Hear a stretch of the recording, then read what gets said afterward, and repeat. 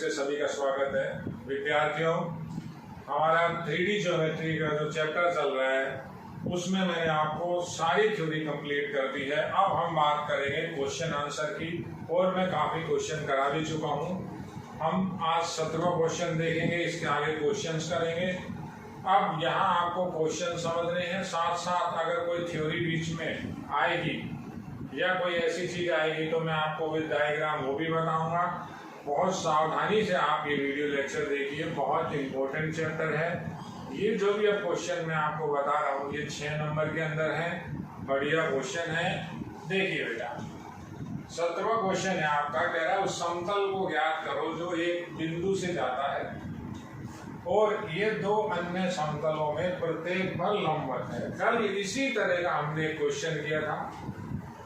उस क्वेश्चन के अंदर समतल पूछ रहा था जो एक बिंदु से जाता था, लेकिन वहां क्या था, एक अन्य दो रेखाएं उसके समानांतर थी, तो वो समतल और रेखाओं की बात थी। ये तीनों ही समतल हैं। तो कैसे समझेंगे, देखिए आप, मेरे को मान लेते हैं समतल निकालना है। मेरा ये जो समतल है मुझे ज्ञात करना है, इसके दिक् अनुपात मैं मान लेता हूं तल के अभिलंबत होते हैं। कल आपको बता दिया दिक् अनुपात ABC। तो सबसे पहले हम क्या लिखेंगे, माना समतल, माना जो समतल है हमारा AX + BY + CZ + D = 0 number A। अब ये जो समतल है ये अन्य दो दिए गए समतलों में से प्रत्येक पर लंबवत है। देखिए, इसके लंबवत एक समतल में इस तरह से बना रहा हूं।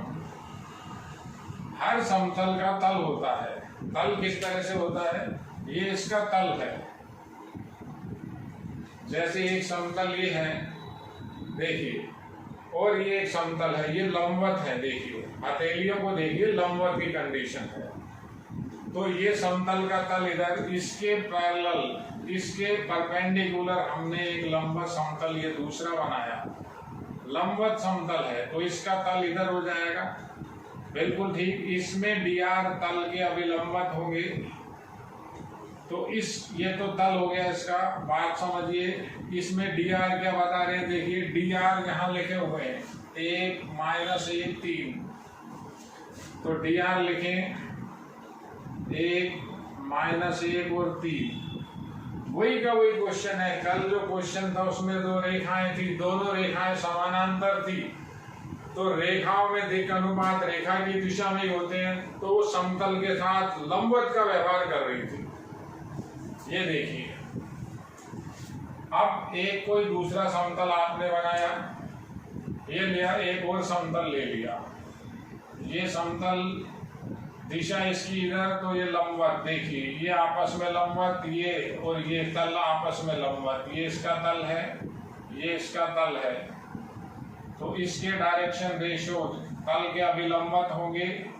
DR दूसरे के अंदर दे रखे 2 - 1 और 1। अब आप देखिए, जो इनमें DR है सब, इसकी DR 90 की कंडीशन पे है, इसकी और इसकी DR 90 की कंडीशन पे है। तो जैसे सेम क्वेश्चन कल मैंने आपको 16वां क्वेश्चन किया था उसी बेसिस पे है, केवल ये दो समतल आ गए, कल ऐसे ही दो रेखाएं थी। तो हम किस तरह से लिखेंगे, देखिए दिए गए समतलों के DR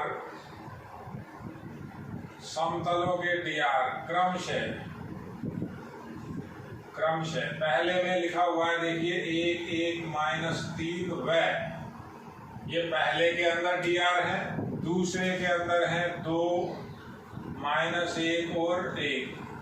अब देखिए, कई बार बच्चा ऐसा भी कह देता है कि सर ये दोनों समतल आपस में समानांतर होने चाहिए, तो इनके DR समान अनुपात में तो नहीं है। ये बात बच्चे की काफी हद तक सही है, बिल्कुल सही है, लेकिन हम क्वेश्चन कर रहे हैं, हमें अब ये किस तरह की पोजीशन पे, हमें उससे कोई मतलब नहीं। बात आपकी सही है कि ये दो तो आपस में समानांतर हुए, तो लेकिन इन दोनों की तो बात ही नहीं हो रही, हमें तो ये समतल फाइंड आउट करना है।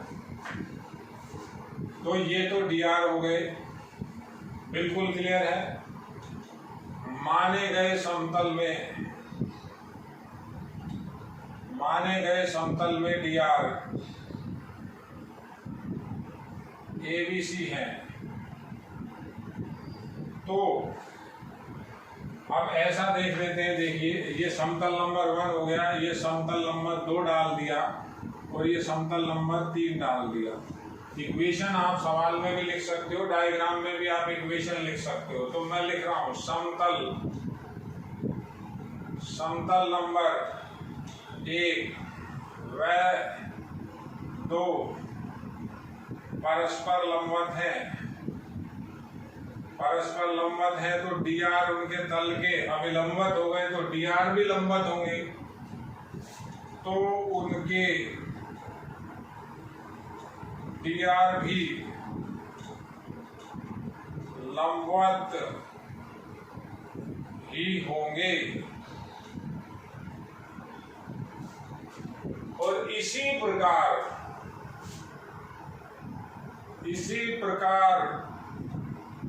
1 व 3 के लिए। तो अब कल जैसे हमने बताया था A1 A2 plus B1 B2 plus C1 C2 का सबका इनका जोड़ क्या हो जाएगा, इनका जोड़ हो जाएगा 0। तो अगर करें तो उसका उसके साथ करें तो देखिए क्या आता है, A minus B plus 3C बराबर 0। कैसे आया, A1 A2 B1 B2 C1 C2। इसका इसके साथ करें तो देखिए क्या आ रहा है, ये लिखा A1 A2 B1 B2 C1 C2 बराबर 0। तो वज्र गुणन विधि से इसको सरल करेंगे। कैसे करेंगे, कल भी बताया था, A अपॉन बराबर माइनस B अपॉन बराबर C अपॉन। देखिए तो ये खत्म, ये इधर से इधर गुणा होगा, जैसे सारणिकों का गुणा होता है वैसे इसमें गुणा होगा। तो क्या आएगा, ऐसे गुणा करेंगे तो -1 माइनस माइनस प्लस 3 हो जाएगा, ये B खत्म, तो ये आएगा आपका 1, ये आपका इधर से माइनस का 6 बना, C में C खत्म, ये इधर से गुणा देखिए -1, इधर गुणा करा -1 और उधर आया -2 तो +2 हो गया। इसको बराबर किसी भी संख्या के बराबर हम मान सकते हैं। मैंने इसको इस बार मान लेता हूं K मान लिया, तो मेरे पास A की वैल्यू आ जाएगी 2K। देखिए पहले और इसको लिया, B की वैल्यू आ जाएगी, ये B/5 लिखा हुआ है, देखिए समझिए B/5, तो B की वैल्यू 5K और C की वैल्यू आ जाएगी, ये C/1 हो गया, C की वैल्यू क्या आ गई। आगे मैंने बताया था ये तो ABC के मान है, ये ABC के मान कहाँ रखने हैं, 1 में। तो डायग्राम समझिए, देखिए 90 की कंडीशन ये नहीं। अगर किसी बच्चे को ऐसा लग रहा है कि सर ये 90 कैसे हुए, ये देखिए ये 90 डिग्री बन गया, ये dr इसके, ये यहाँ से आगे चले, ये 90 ये बन गया। तो 90 में हम कंडीशन लगाते हैं A1 A2 B1 B2 C1 C2 बराबर 0। ये कंडीशन मैंने 2 बार लगाई है, वज्र गुणन विधि लगाई। बिल्कुल सिंपल क्वेश्चन है, इसमें कोई प्रॉब्लम नहीं है। देखिए अब क्या कर रहे हैं, ये जो मान आया हमारा ABC का मान, इसे हम कहाँ रख रहे हैं, ABC का यह मान, ABC का यह मान 1 में रखते हैं। 1 में रखें अगर मान, तो 2kx 5ky और C का मान है kz प्लस d बराबर 0। ये नंबर 2 हो गया। अब क्वेश्चन में कह रहा है ये जो समतल है 1 2 3 से जाता है, जिस बिंदु से जाएगा उस बिंदु को हमेशा संतुष्ट करेगा। इस समतल पर कोई बिंदु है 1 2 3, तो वही समतल नंबर 2 है, ये समतल 2,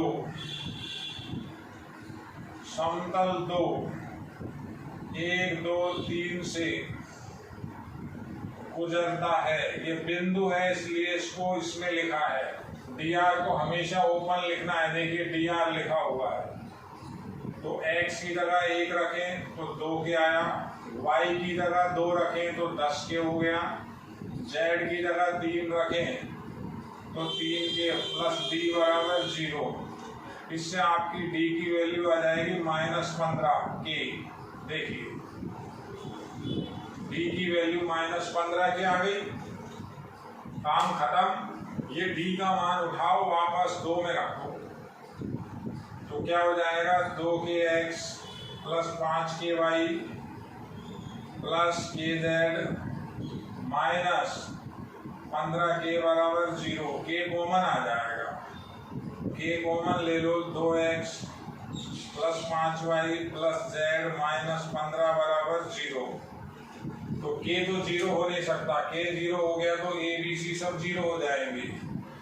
नेक्स्ट लाइन में आंसर दे देंगे, लिखेंगे अतः अविष्ट समतल का समीकरण होगा। के तो 0 है नहीं, मना करेंगे, के की वैल्यू 0 नहीं, तो क्या हो गया आपका, के तो नॉट इक्वल्स टू 0। तो 0 कौन होगा, 2x plus 5y plus z minus 15 बराबर 0। ये आपका अविष्ट समतल का समीकरण हुआ। देखिए अब मैं आपको इसी में 1 2 चीजें और समझाता हूँ बेटा। बहुत सिंपल चैप्टर है, इस चैप्टर के अंदर आपको कहीं भी दिक्कत नहीं आएगी। आप नोट्सों को भी देखिए, आप वीडियो लेक्चर पढ़िए, समझिए, नोट्स बनाइए। देखिए ये क्वेश्चन है, इसके बाद में क्वेश्चन बता रहा हूँ आपको। देखिए बेटा, देखिए विद्यार्थियों, 18वें सवाल के अंदर कह रहा उस समतल का समीकरण ज्ञात कीजिए जो बिंदु 2 -1 और 5 से गुजरता है और जिसके समानांतर कोई अन्य समतल दिया गया है। अब किस तरह से करेंगे, दोनों समतल हैं तो पहले मैं आपको थोड़ा पिक्चर से बताता हूँ, फिर लैंग्वेज लिखेंगे। दूसरा क्वेश्चन भी अभी करेंगे हम। देखिए मान लेते हैं हमें कोई ये समतल है, इसको निकालना है। ये समतल है, इसका ये तल मान लिया, तो इसमें जो दिक् अनुपात होंगे तल के अभिलंबवत होंगे। दिक् अनुपात में ए बी सी मानूंगा, ये इसके मैं dr अभी लिखूंगा। अब इस समतल के अन्य कोई एक समतल दिया हुआ है आपको। ये जो समतल है आपका, ये किस रूप में लिखा हुआ है, r vector dot n vector बराबर d। तो ये एक तरह से अभिलंब रूप होता है। जो d है ये मूल बिंदु से डाले गए लंब की लंबाई नहीं होती। कब बनती है, जब हम परिमाण का भाग दे देते हैं, n कैप बन जाता है, तो ये मूल बिंदु से डाले गए लंब की लंबाई हो जाती है। ये तो एक अलग बात। तो जो ये n वेक्टर है ये आपके dr को बताएगा उस समतल के अंदर। अब जो दूसरा समतल है वो कैसा दिया हुआ है, समानांतर। तो समानांतर यानी इसी तल में, जो तल की बात करें हम, तो जैसा तल ये इसका इस साइड में है, तो ये देखिए समानांतर, समान तल हो गए एक तरह से दोनों। ये इसका, ये भी एक समतल हो गया जिसका। अब इसमें भी dr कैसे होंगे, तल के अभिलंबवत। तो यहां जो हम dr लिखेंगे बिल्कुल क्लियर दिए हुए हैं। dr 1 -1 और 5। देखिए आप, तो दोनों के दोनों ये जो दोनों सदिश हो गए, जो अभिलंबवत सदिश होते हैं dr के लिए, वो आपस में समानांतर ही रहेंगे क्योंकि दोनों की दोनों कंडीशन समतल की है। तो क्या लिखेंगे, डायग्राम हो गया, माना समतल का समीकरण आप किसी भी रूप में मान सकते हैं। समतल को हम कार्तीय रूप में ही मान रहे हैं, ax + by + cz + d बराबर 0। नंबर 1 बहुत सिंपल क्वेश्चन है। अब क्या लिखेंगे, माने गए समतल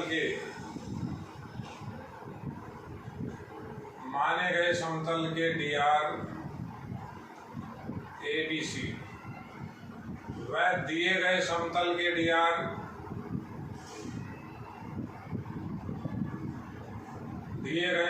के अंदर dr 2 - 1 5 परस्पर समानांतर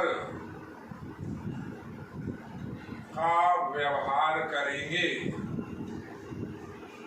क्यों करेंगे समानांतर का व्यवहार? क्योंकि जब तल समान है तो देखिए इसमें भी क्या होगा, ये अगर तल है तो इसके जो दिक् अनुपात हुए तल के अभिलंबवत, इसके भी दिक् अनुपात तल के अभिलंबवत, तो दोनों के दोनों ये जो dr होंगे समानांतर ही होंगे, क्योंकि दोनों की दोनों समतल की कंडीशन है।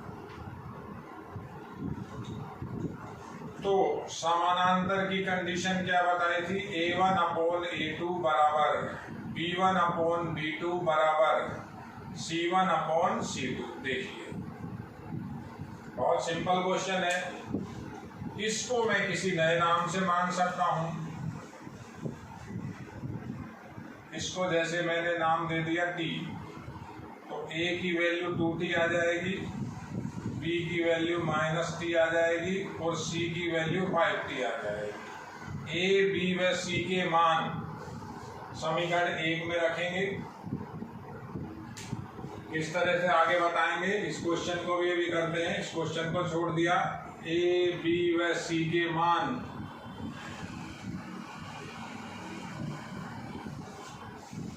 एक में रखने पर, समीकरण 1 में रखने पर, तो आपका क्या बन जाएगा? वो A का मान आपने रखा 2T, तो आया 2TA। B का मान आपका हुआ, A का मान रखा तो 2TX हुआ, B का मान T है माइनस का, तो माइनस का TY और प्लस का 5TZ प्लस D बराबर 0। अब वही काम जो हम हर बार करते आए हैं। ये नंबर 2 हो गया आपका।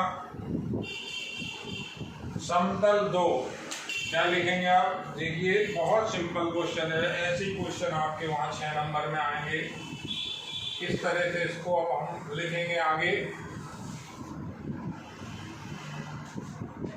समतल 2, समतल नंबर 2, बिंदु, एक बिंदु से गुजरता है। बिंदु दिया हुआ था आपको 2 - 1 5 से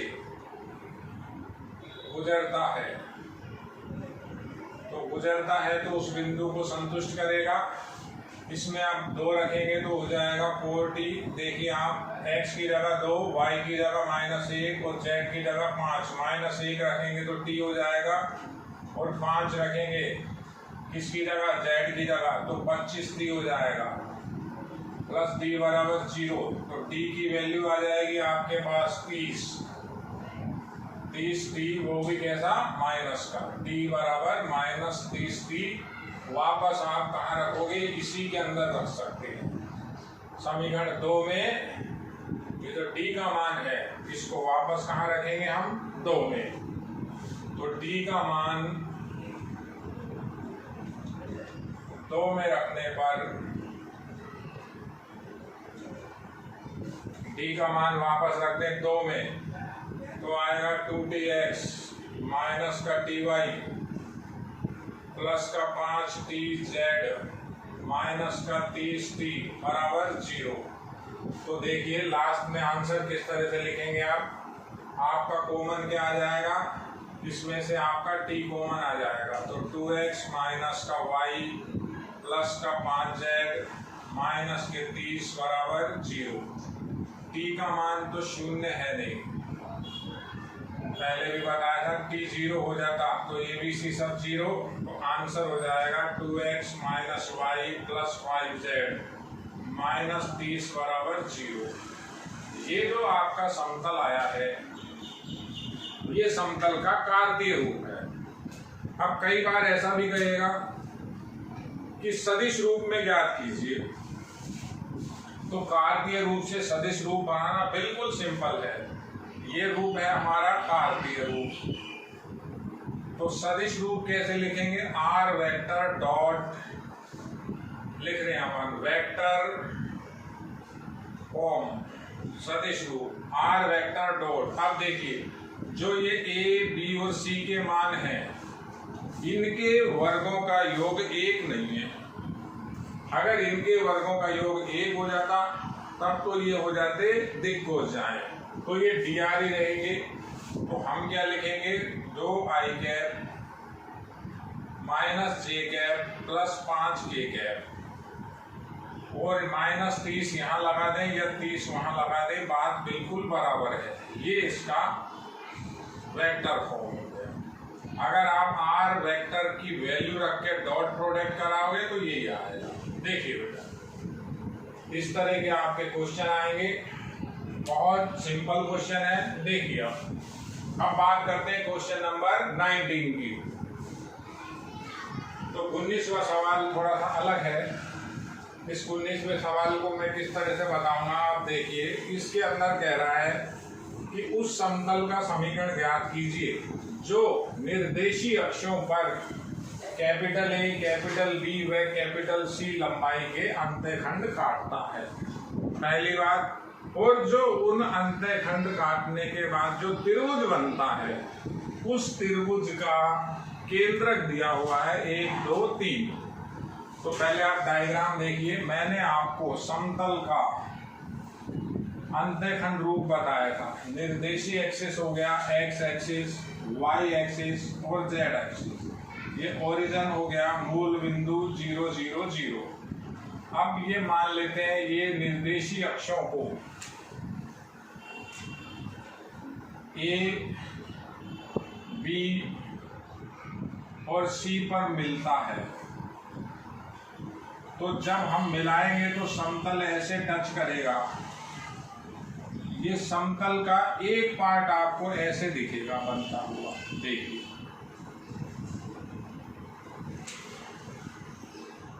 यानी जो कॉर्नर होता है, दीवार का कॉर्नर है, अगर उस पर हम किसी समतल को रखें तो x, y और z अक्ष को कहां पर टच कर रहा है? A, B और C पर। तो अगर मैं 1 मिनट के लिए ये मान लेता हूं, ये जो लेंथ है अल्फा है, ये लेंथ बीटा है और ये लेंथ गामा है। माना समतल निर्देशीय अक्षों पर जहां काटता है उनकी मूल बिंदु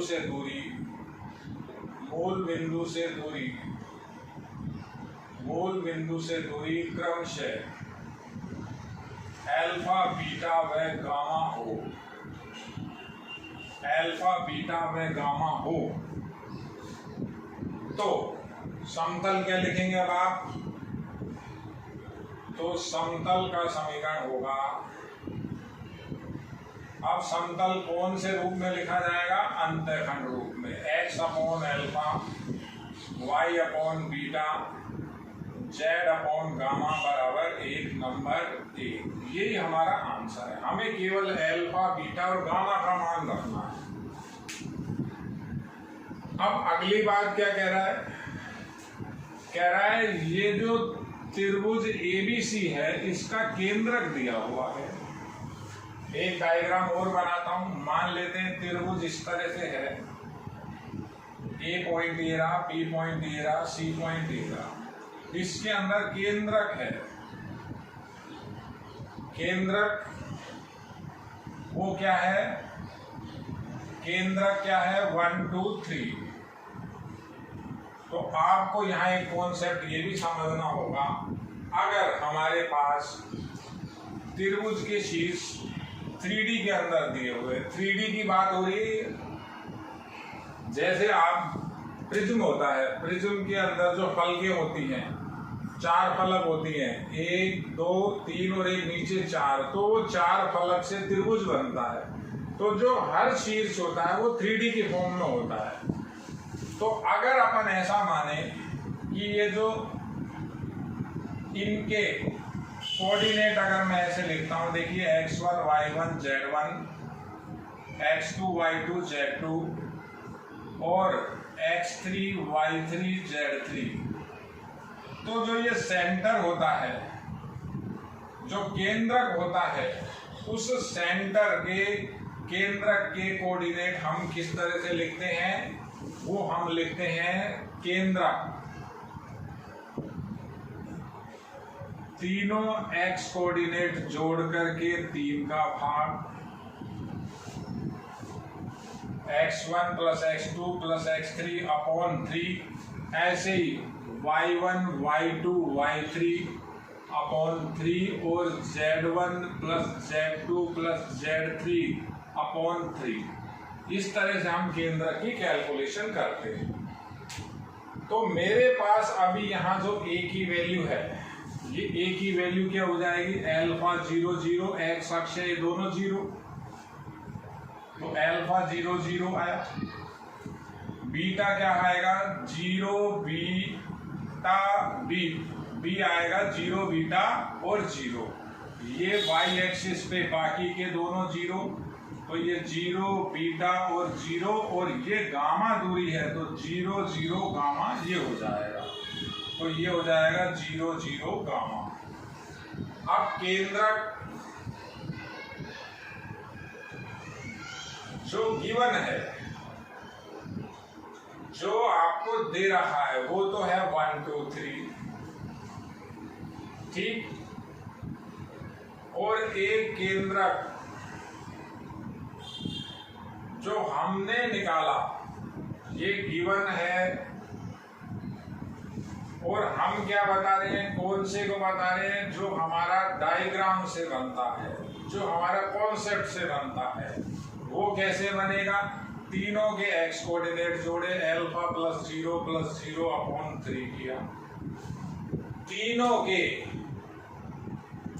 इस केंद्रक को हम निकाल रहे हैं, तो 1 2 3 दिया हुआ है, तीनों के हम y कोऑर्डिनेट जोड़े, तो y कोऑर्डिनेट जोड़े तो 0 प्लस बीटा प्लस 0/3, और तीनों के z कोऑर्डिनेट जोड़े, तो ये दोनों के दोनों बिंदु हो गए। जो दोनों केंद्रक कैसे हो गए? एक ही पॉइंट को निरूपित कर रहे हैं। दोनों के दोनों केंद्रक लिख रहा हूं, दोनों केंद्रक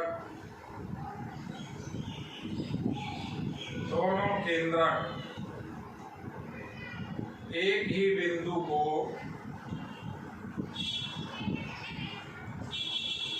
दोनों केंद्रक एक ही बिंदु को व्यक्त करते हैं। अतः तुलना करने पर, तुलना कैसे? तुलना होगी x कोऑर्डिनेट की x कोऑर्डिनेट से, y कोऑर्डिनेट की y से, और z कोऑर्डिनेट की z से। तो इसका x कोऑर्डिनेट तो है अल्फा अपॉन 3, तो ये 1 के इक्वल हो गया, तो इससे हमारी अल्फा की वैल्यू आ गई 3। बीटा बटा इसका जो y कोऑर्डिनेट था, बीटा बटा 3, वो 2 के इक्वल हो गया, तो बीटा की वैल्यू आ गई 6। और ऐसे ही गामा बटा 3 की वैल्यू इक्वल हो गई 3 के, तो गामा की वैल्यू आ गई 9। अब मेरे पास जो ये अल्फा बीटा गामा आए थे, यही मुझे चाहिए। अल्फा बीटा और गामा के जो मान हैं, वो 1 में रखने पर मैं वापस लिख रहा हूं, देखिए अल्फा बीटा गामा के मान कहाँ रख दें? 1 में रखने पर अल्फा बीटा गामा के मान अगर हम 1 में रख देते हैं, तो हमारे पास समतल आ जाएगा x upon 3 y upon 6 z plus z upon 9 बराबर 1। ये तो अंतःखंड रूप है, अंतःखंड रूप हटाना चाहते हैं हट जाएगा। आप इसको 9 से इंटू कर दीजिए, या एलसीएम ले लीजिए, 18 से इसको इंटू कर दीजिए। आप 18 से अगर गुणा करेंगे, या आप यहाँ भी छोड़ सकते हैं, समतल का अंतःखंड रूप ही है, ये हमारा आंसर हो जाएगा। गुणा करेंगे अगर एलसीएम से, तो आपका जो मानक रूप आ जाएगा, मानक रूप ax plus by plus cz plus d बराबर 0। देखिए आप, इसके अंदर हमने केंद्रक का कॉन्सेप्ट लगाया है, ये केंद्रक का फॉर्मूला है, तीनों x कोऑर्डिनेट जोड़ करके 3 से भाग, y कोऑर्डिनेट जोड़ के फिर 3 से भाग, z कोऑर्डिनेट जोड़कर फिर 3 से भाग। तो ये भी इंपॉर्टेंट सवाल है। देखिए बेटा, क्वेश्चन नंबर था 19।